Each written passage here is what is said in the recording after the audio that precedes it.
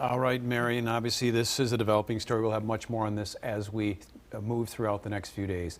A Twin Cities family suing a fraternity and more than a dozen people affiliated with it after their son was severely injured in what lawyers call dangerous hazing rituals. It happened last fall at the University of Missouri, where Danny Santulli was a freshman. The lawsuit claims the fraternity, its members, and their culture of hazing left him with a serious and permanent brain injury, destroying the Eden Prairie graduate's life. Here's Fox 9's Hannah Flood. He had a great life. He was motivated. And in the blink of an eye, it's all gone. Lawyer David Bianchi outlines the more than 50-page lawsuit Danny Santulli's family filed, accusing the fraternity he was pledging to of dangerous hazing. According to the lawsuit, on October 19th, Danny was told he needed to participate in a fraternity pledging tradition, which included consuming an entire bottle of vodka.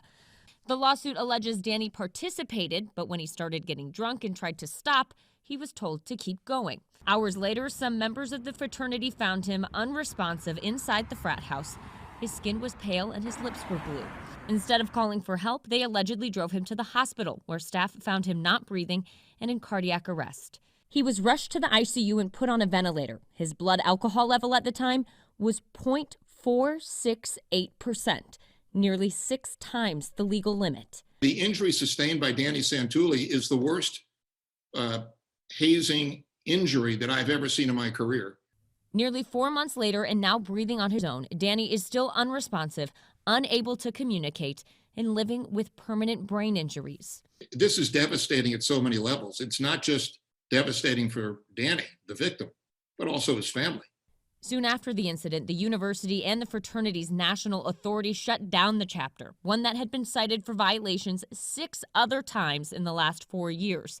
Now, this lawsuit alleges the fraternity and some of its members are responsible for Danny's injuries, even if there were policies in place against hazing and alcohol use. That tells me that the existing rules and regulations and the way we're going about this are not working.